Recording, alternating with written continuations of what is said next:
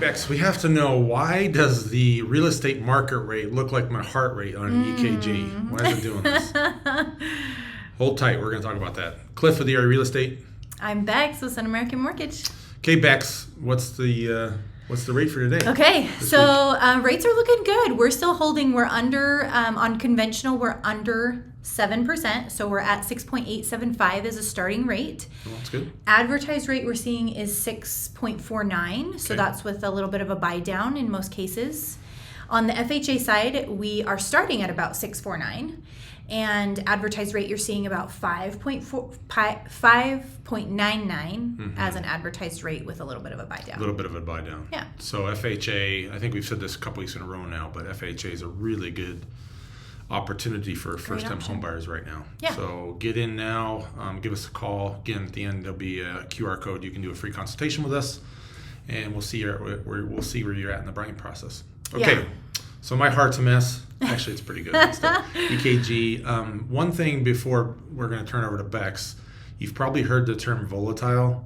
The market is very volatile. What does that mean? Because sometimes we have a bad association right to that word. So can you explain that before we get into so essentially when you're hearing that, I mean, some people are using it as kind of that fear tactic, but really it just means that rates are fluctuating. There's a lot going on in the economy. There's a lot of just uncertainty as far as like what the next announcement is going to be, and so it affects rates. You're going to slightly see rates go up and down, but the key word there is slightly. Right now we are seeing the waves go like this. We're not seeing them like this. So I know Cliff has a graph we'll kind of talk about a little bit later that's going to show you that, but really pay attention to the numbers on the side because it shows the range that we've kind of been seeing play out. And you're definitely going to see April is more volatile, more adjustment than what we saw in March. So you'll see that on the graph. And I mean, it is what it is. I think that's where we're going to be for a while. So don't let it freak you out. There's lots of opportunity in that. So we can see volatility, right? It can be going up. Yep. Or down. Just remember that. It doesn't mean it's always going down. That's the negative part of it, but it can also go up. It just means that there's going to be changes. Yeah.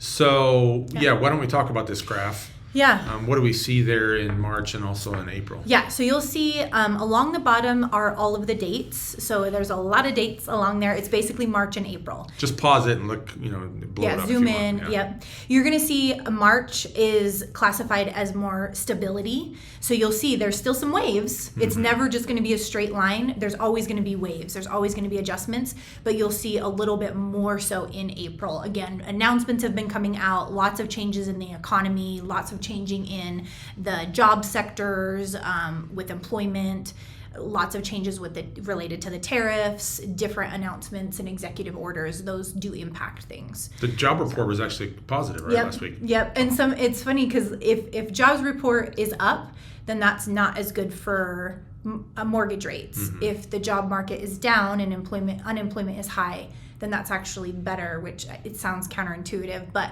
it's not always that cut and dry. There's lots of different factors. And so instead of focusing so much on those exterior factors that you can't really control, there are 3 things that you can control that will impact your mortgage rate. What are they? So the first one is your credit score. Excellent.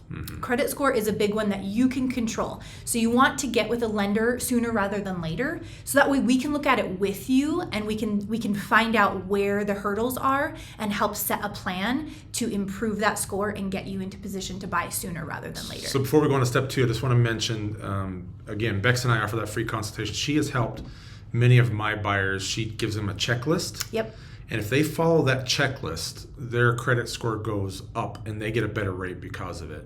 And it could be, she'll let you know, right? Like, okay, in 3 months, we want you to be here. In 6 months, we want you to be here. Or maybe it's a year out, depending on where your credit score is. But find out, get that checklist and start checking one thing off at a time.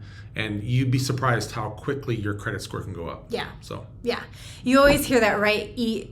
How do you eat an elephant? It's one bite at a time, right? So don't let your credit score fears push you out of the market. Like, get with me and we will help you through it one step at a time. Yeah, one step at a time. Okay, that's step number 1. What's number 2? Yep. So 2 is going to be the loan type. So just like when we give our market rate update, we've got conventional, we've got FHA. That is going to play a big factor in what score or what rate you're going to get. Okay. Very good. So we can shop Let's around. look at your options. That's why you have a good loan officer.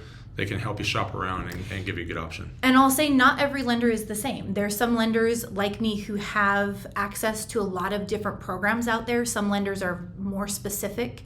I've got lots of options. So we'll explore them together and see which one is the best fit for you. Good. Okay, so that's number 2. What's number 3? And then the third one is loan term. So that's how long your loan is. Typical traditional lending is going to be either, you hear 30. 30 is the most common one, 30 years to pay the loan back. But we also have 20-year and we have 15-year. So if you've got some flexibility in your payment needs and wants, there's some opportunity there that we could play with. If you've got some money that you can play with as a down payment and get your payment where it needs to be for a 15-year, that could get you a better rate than a 30-year. So there's always those options. Okay, so let's go through them again. First one is credit score. Second, loan type. And then the third, loan term. Good. So those are questions that you can ask. And again, I can almost guarantee you in a half hour, 40 minutes, you're going to know exactly where you stand in the home buying process. Yeah. So there's a lot of options out there, a lot of good options, and get the best one that fits you. Become educated, get the knowledge, and then make a good decision on that. Yep. Good. So the market is volatile. That just means it changes. Yeah. Don't take that as a negative. It can go up, it can go down. And right now, as Beck said, we're seeing changes, not like my heart rate, but small changes, right? And we're probably going to see that throughout the year. Yeah. And I would say too, with that in mind, you want to make sure if you're looking to purchase within the next 12 months or even 24 months, you want to be in a position to be able to lock in a rate when we see those opportunities come, because they don't last very long. So if we do see the rate come down, you want to be ready to take advantage of that. And just remember that when the rate, we're not going to see a big drop, but even if it drops maybe quarter percent, what's going to happen to the home prices? They could go up. So it's better to be ready now, and then we can get in before those prices can jump even a little bit. So you'll be in a better position. Yeah. Right. Great. Okay, so QR code. I don't remember what side I'm going to put it on. I haven't put it on there yet, but it'll be there. And sign up for that free consultation. Half hour, you're going to get a lot of good knowledge with Bex and I. So absolutely. Okay, thanks, Bex. Yeah. Everybody have a great week. See ya. See ya. Bye.